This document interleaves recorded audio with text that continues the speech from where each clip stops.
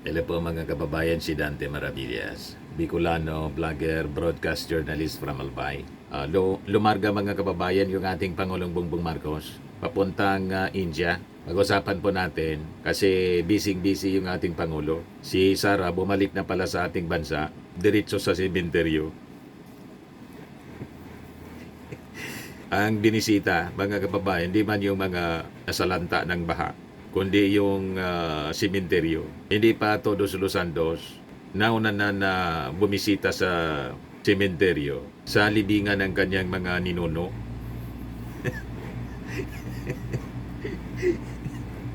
Wala talaga wala talagang maisip na tamang gawin.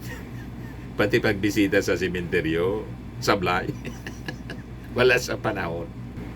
But before natin pag-usapan mga kababayan, kasi August 4 na pala, hindi pa ako nakadraw ng mga entries ninyo sa Joke Time at natigil ng ilang araw, more than 1 week, hindi naging regular yung ating Joke Time dahil sa mga pressing issues kasi po. Balik natin yung Joke Time. Joke Time muna tayo. Padala ni Edgar Cueto. May pasahero mga kababayan, sumakay sa jeep. Yung jeep po, napakakaskasero yung driver. Sabi ng pasahero, "Manong driver, nakakatakot kayong magbaneho? Napakabilis. Parang hinahabol kayo ng demonyo." Sabi ng driver, "Kaya nga po, para hindi tayo maabutan ng demonyo. Delikado yun."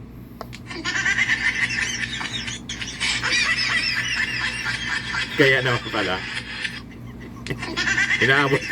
hinahabol talaga po ng demonyo. Para hindi maabutan po. Dapat mabilis na mabilis.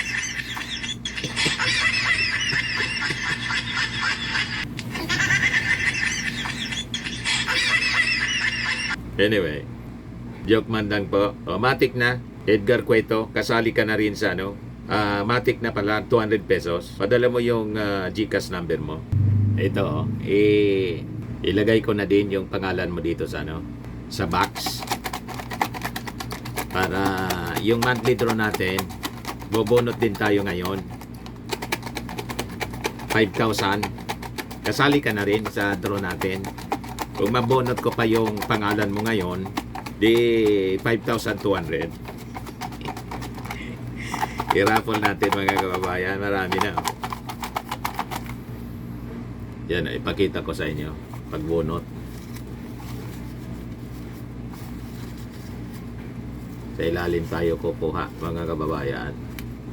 Para, ayun. Ito siya. Basahin natin yung pangalan.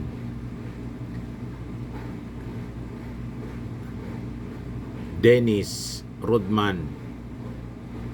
Yan. Yan, 5,000 po. Winner natin ngayon, Dennis Rodman. I-send ko na lang sa iyo yung may number ka naman dito sa akin. Yung 5,000 pesos na cash.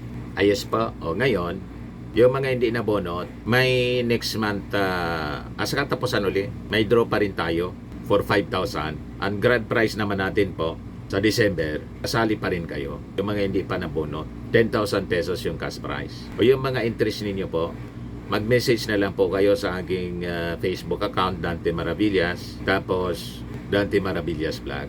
Ganun lang po, mga maiksi lang. Pero dapat nakakatawa. Hindi bastos, hindi nakakadiri. Okay po? Dito muna tayo uli sa ating topic.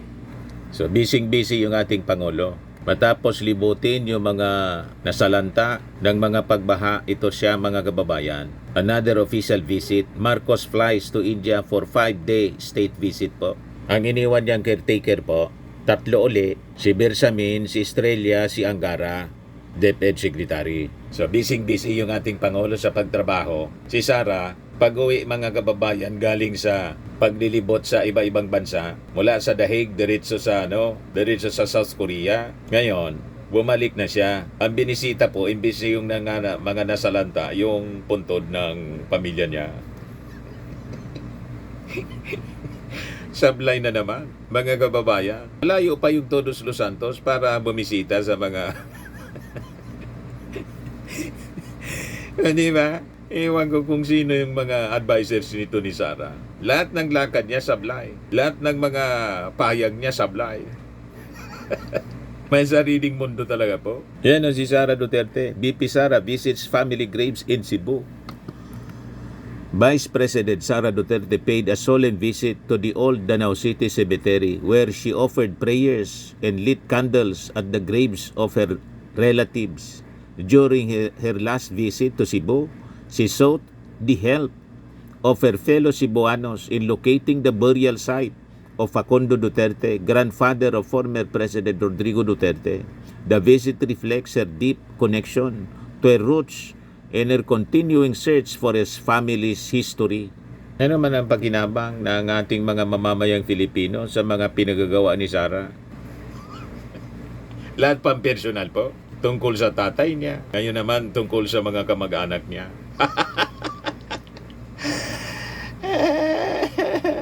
Loging-logi sa pasweldo mga kababayan. Kay Sara Duterte na gusto pang tumakbo na Pangulo. Tapos may mga kakampi pa sa Senado. Ayaw ma-impeach si Sara.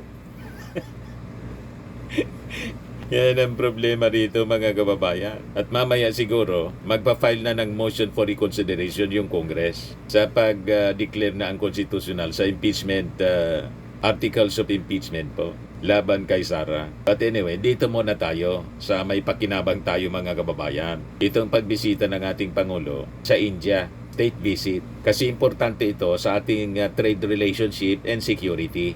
Sa India tayo bumili ng missiles po. Ay basahin ko muna pala yung mga reactions sa mga tao, mga netizens sa pagbisita sa graveyard ng kanyang mga relatives, itong si Sara.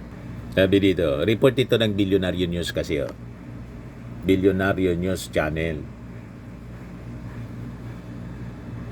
Sabi ni Charles Gabriel Antonio, ganyan lang trabaho niya, pa-picture-picture at pumuna ng kaaway sa politika, tapos iiyak sa kalye. Sabi ni Dina Arevalo Nocon, ano naman? Sabi ni Roderick Ople, wala na bang mas importante na balita? Sabi ni Peds Espinida, laking tulong yan sa bayan. Sabi ni Reno Neos, di talaga maubusan ng dahilan para makaiwas sa trabaho. Sabi ni RB Lozano, part of the script. Sabi ni Dominic Jr., papansin, maarte. Sabi ni Bergie, pakitang mabait ko no yun pala ay Diablo. Sabi ni Paul Anticristo Tabanag, simple lang si BP, parang may pang-masag yun. Sabi ni Emerita Santos, ganyan nga, umingi ka ng saklolo sa mga souls ng relatives mo. Sabi ni Richter Agustin Ramos, kahit ba naman pagpunta sa sementeryo, may ganyan. Sabi ni Serena Monson Medina, bagong pakulo. Sabi ni Ilan Balon, nagtarabaho na talaga. Sabi ni Angelique Grialdo, ano ngayon connection sa economy ng Pinas? Sabi ni Shirley Upchurch, pati mga patay pinapakialaman at may time siya, pero kapag may mga sakuna, nasa abroad siya. Hindi nagustuhan mga kababayan ng mga netizens yung mga pakulo ni Sara. Sabi ko sa inyo, wala man pakinabang yung ating bansa sa mga pinagagawa ni Sara. Kadarating lang abroad, imbes na magtrabaho, lahat pang personal yung inaasikaso. Diba? O ngayon, dito na tayo. Balikan natin yung pagbisita ng ating Pangulo, state visit sa India. Lumarga pa lang around 10:44 AM kanina. Sabi ng ating Pangulo sa kanyang pre-departure statement, kailangan na mapag-usapan yung maritime ties between the Philippines and India, emphasizing their shared strategic interests and values. Sabi niya, our geostrategic position as coastal states that border the busiest international trade routes and critical sea lines of communication in the Indo-Pacific region, our shared interest in protecting the rights and welfare of our international seafarers our steadfastness in upholding international maritime law, including UNCLOS, and the 2016 Arbitral Award, and our unwavering commitment to regional peace in cooperation serve as credible foundations of our active and growing maritime cooperation.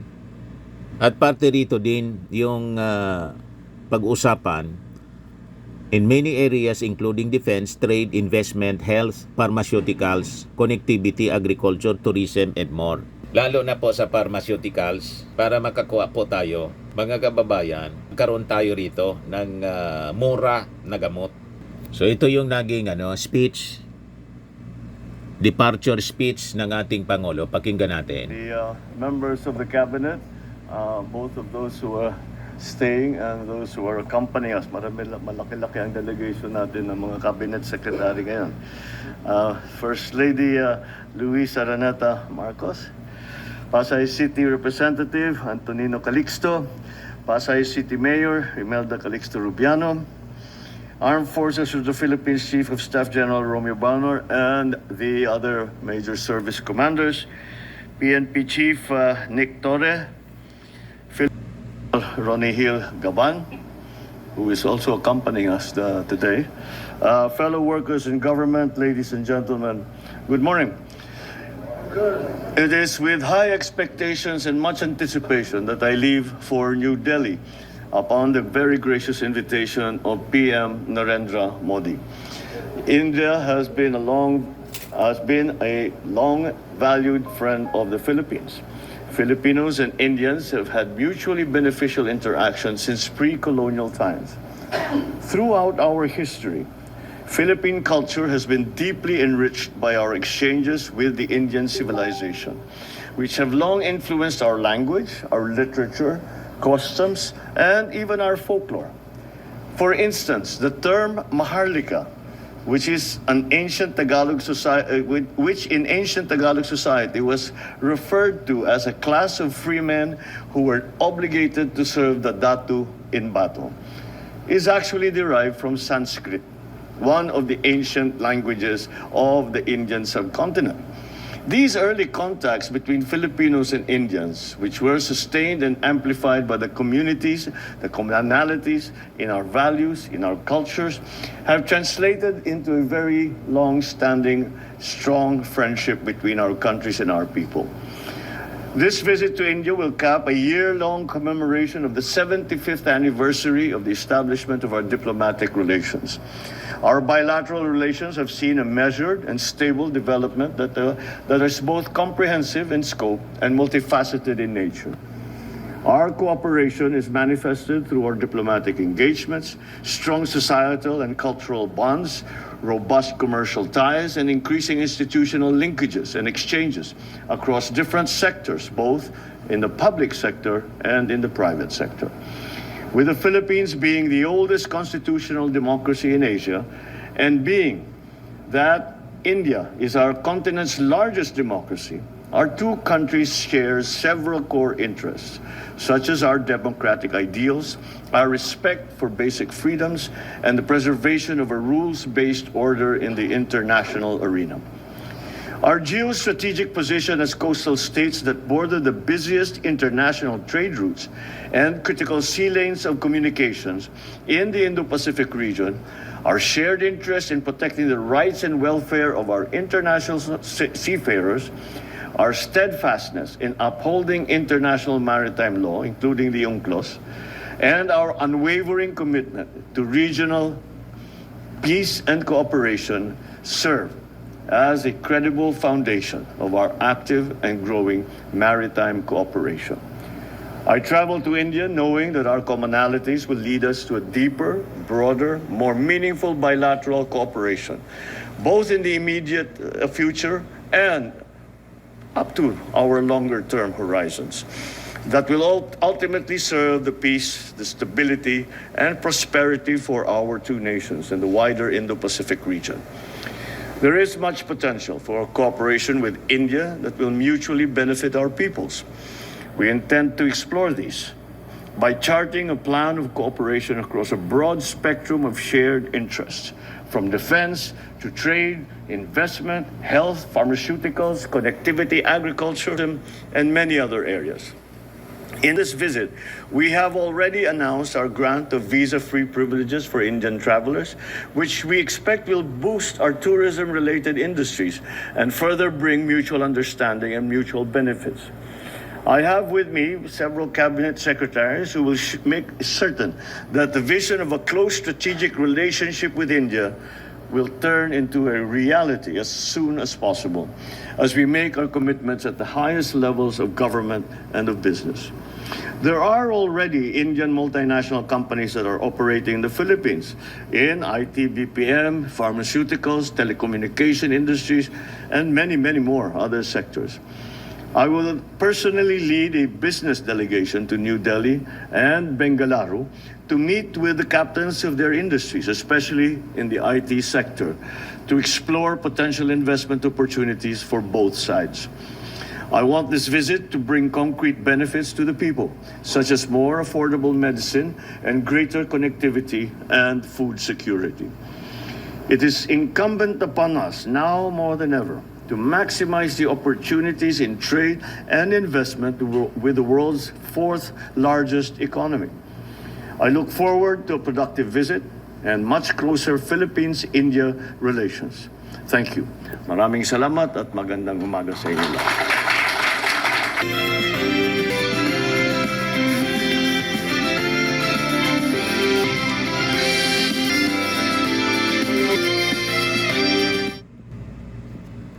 Sa mga naghanap ng malinis and spacious fitness gym, pumunta lang po kayo sa aming Colossal Fitness Gym. We also offer Grab Car Rental with our brand new 2023 model ng Toyota Innova.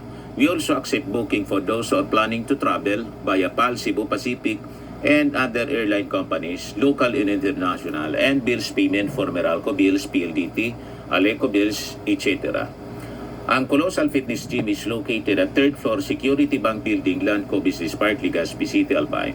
For inquiries, look for Chilon Maravillas. Contact number 0966-802-0949. Yan yung aming Innova. Lagi na pong matao sa amin. Pati mga foreigners po, tingnan ninyo. Mga British tourists sila. Ang lalaki ng katawan na, mga kababayan, nag-gym sa amin. Ito naman po, Indian National. Ito mga mga European sila. Ito naman yung bago naming product na binibenta online, Eye Glow Serum.